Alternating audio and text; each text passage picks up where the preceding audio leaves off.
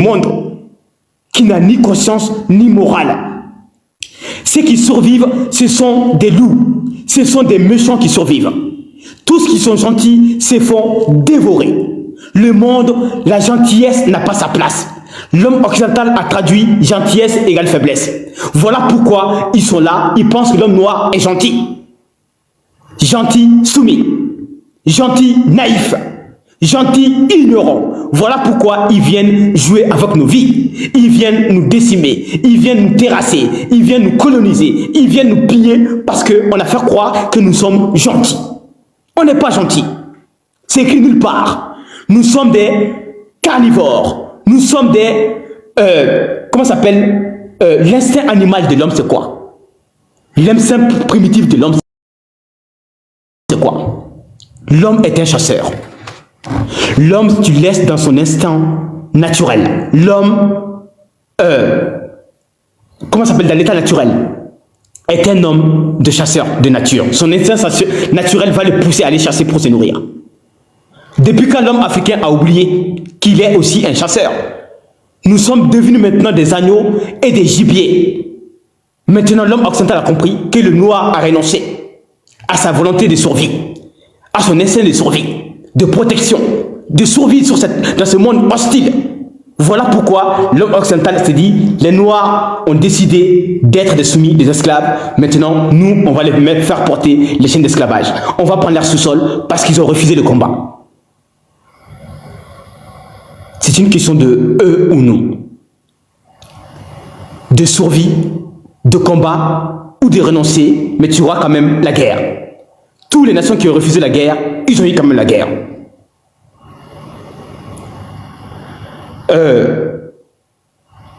Civis pacem para bellum. Celui qui veut la paix doit préparer la guerre. Et quand tu refuses la guerre, tu vas porter les chaînes d'esclavage. C'est ce qui se passe dans le monde aujourd'hui.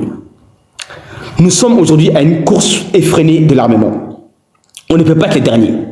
Il faut que nous restions concentrés. Il faut qu'on s'arme, qu'on commence les combats, comme l'a dit Ibrahim Traoré, l'entraînement de haute intensité. On doit ériger des fondations solides. On doit avoir des murs embarbelés. On doit avoir des boucliers, des cités faits de fer, d'accord, des murs infranchissables. Y compris, on doit avoir des armes méchants, redoutables, des hommes formés à la guerre de haute intensité pour pouvoir commencer à se défendre.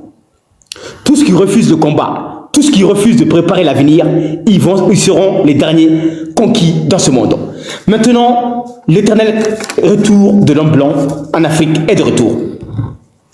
L'Occident est en crise, en déclin industriel, déclin démographique, déclin des ressources. Ils n'ont plus de ressources, ils n'ont plus assez, parce que les Africains ont commencé à comprendre. À votre avis, pourquoi on a été colonisé dans le passé? Les mêmes ingrédients sont là aujourd'hui, les mêmes conditions. Macron qui dit il va organiser les conditions pour demander pardon. Je traduis cette phrase. La France et ses amis sont en train de créer des conditions pour aller encore nous piller. Parce que dans le 12e, 13e siècle, ce qui manquait à l'Occident, c'était quoi? Les ressources. Le 17e siècle, quand ils ont inventé la machine à vapeur, Edison en Angleterre, qu'est-ce qui les manquait? Les carburants. Il manquait des ressources. La France n'a pas de pétrole. La France n'a pas de gaz. La France veut être un empire. Et l'empire, ça demande, comment ça s'appelle, les ressources pour faire vivre l'empire. Et pour avoir les ressources, il faut le pétrole, le gaz, des soldats, des terres. Voilà pourquoi la France a eu le diable dans le génie, qui est d'aller conquérir d'autres territoires, y compris en Afrique, au Moyen-Orient, y compris au Maghreb, pour rattacher des peuples à l'Empire français, pour occuper les ressources, leurs matières premières. Comme si ceci ne suffisait pas. Après que l'Occident eux-mêmes, l'Allemagne aussi, il manquait quoi l'Allemagne? Pourquoi l'Allemagne a fait la guerre à la France, à votre avis? L'Allemagne, il manquait l'espace. vital, parce que le peuple allemand, ils ont un petit pays comme la France. Sans les Antilles, les îles éparses que la France a, qui fait la France deuxième port maritime au monde derrière les États-Unis, si la France n'a pas les Antilles, si la France n'a pas toutes ces îles-là avec lui, la France ne dépasse pas 200 000 km². La France n'est qu'un tout petit pays qui n'a pas de pétrole, qui n'a pas de gaz. Donc la France était condamnée à disparaître. Au nom de la survie de la France, ils se sont agrandis. Ils ont créé l'empire en allant coloniser d'autres peuples. Merci pour le cadeau. En agrandissant leur territoire, parce qu'ils ont compris qu'un peuple qui n'a pas de territoire, un peuple qui veut la volonté des puissances, qui n'a pas de territoire, qui n'a pas de pétrole, qui n'a pas de gaz, est un peuple qui est condamné à disparaître. Les Français ont compris. C'est pas parce qu'ils sont méchants. Ils l'ont fait parce que pour la survie de leur espèce. C'était soit cela, soit la France allait être colonisée par d'autres pays européens, dont l'Allemagne.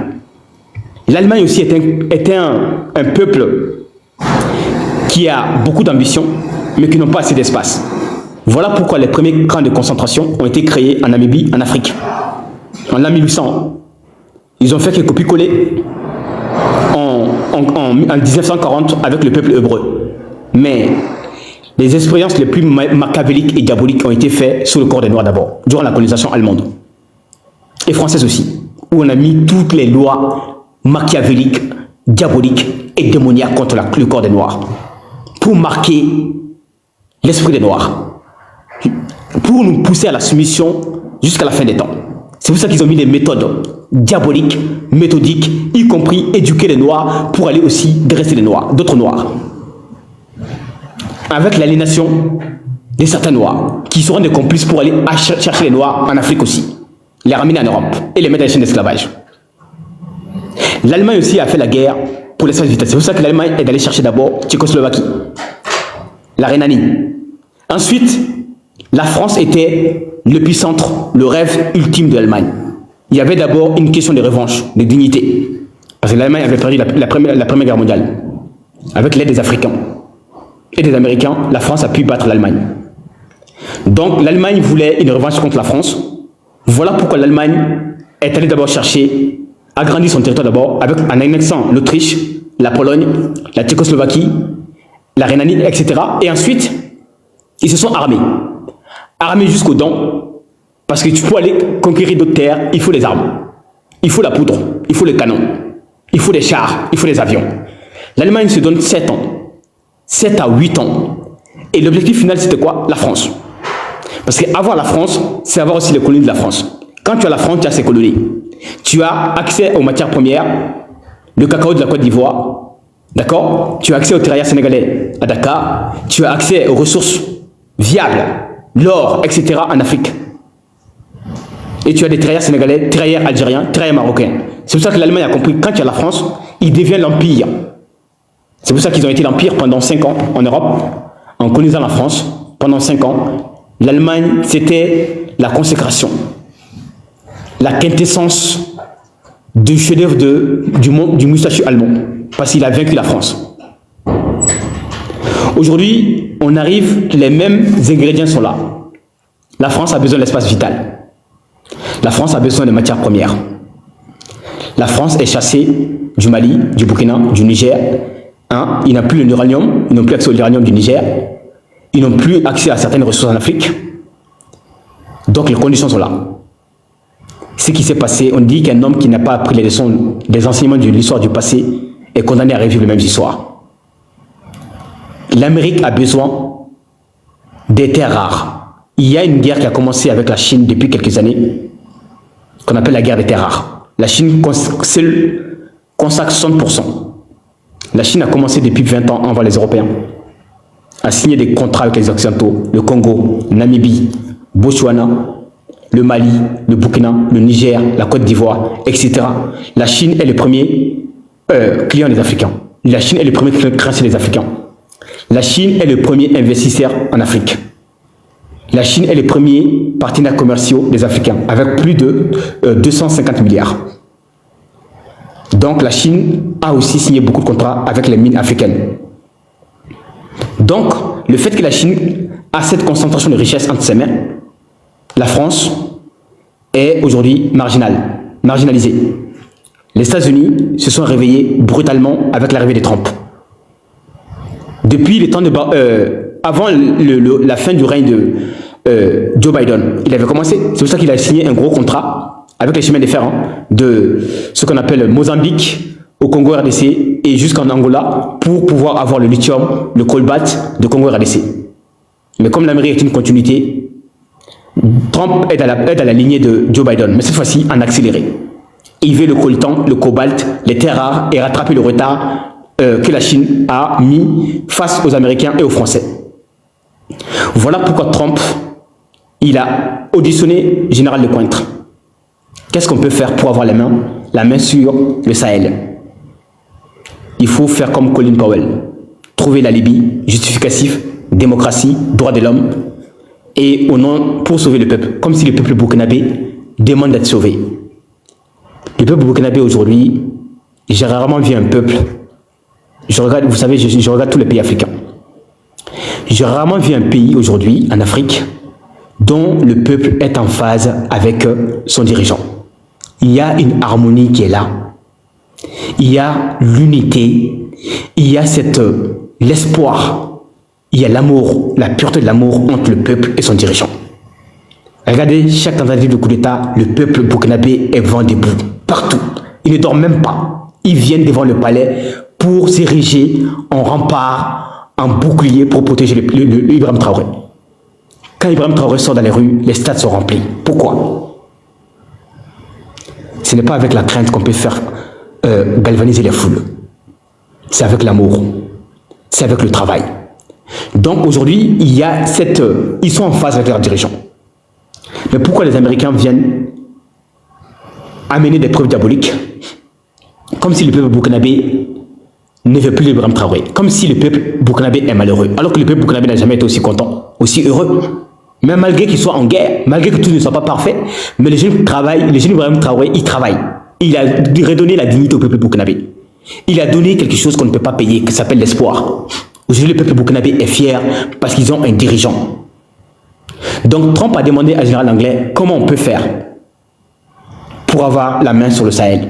Parce que vu qu'ils ont perdu l'uranium du Niger, ils ont tout fait, menaces, intimidation, mais Général Tchiani, comme les 3 dirigeants au Sahel, qui sont intraitables. Quand il te dit non, c'est non. Général Tchiani a dit non aux États-Unis, ils ont fini par dégager. On voit les loups sont en train de rôder.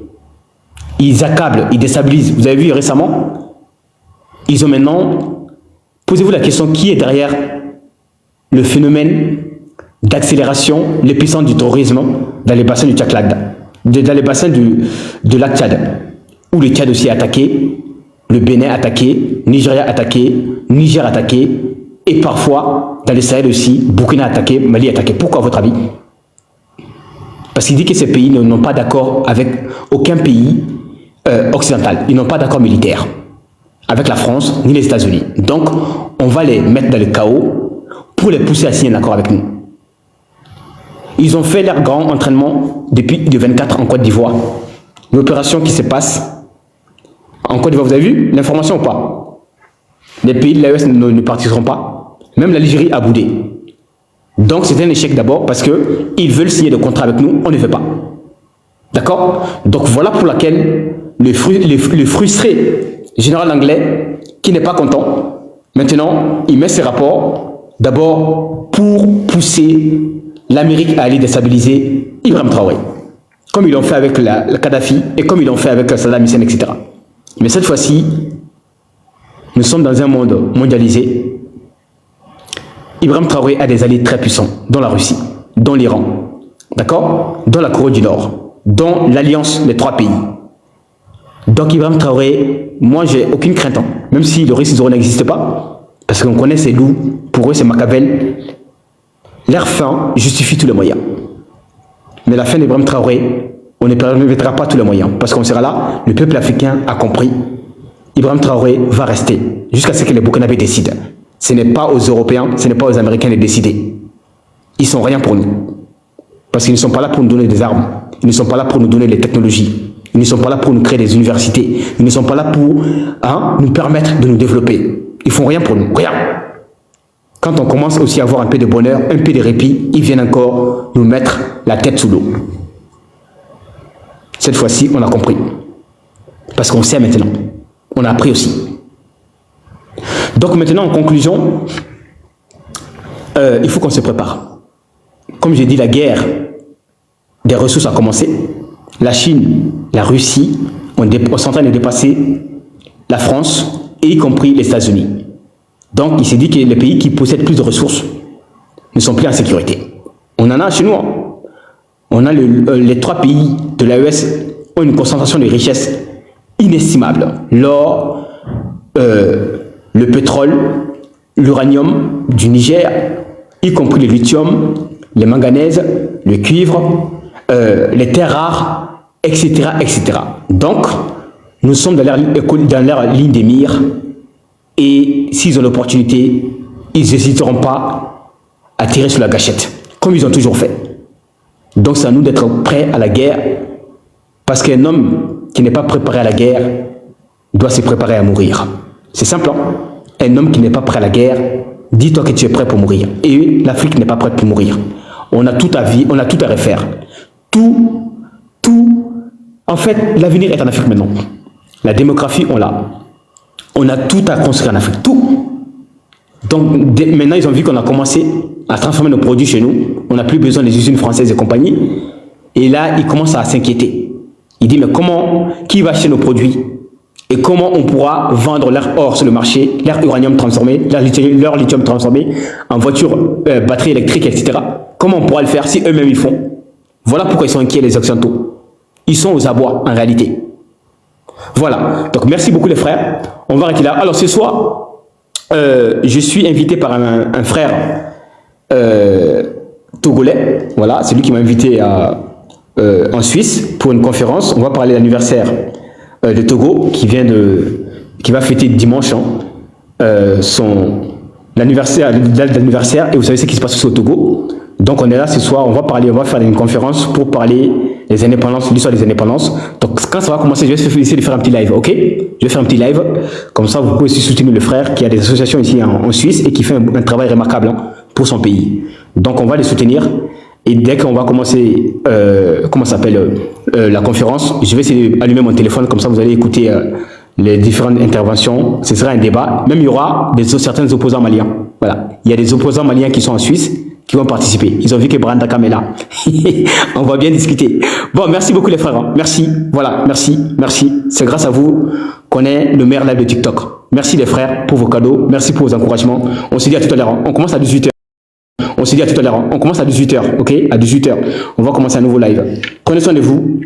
À bientôt. Ciao, ciao.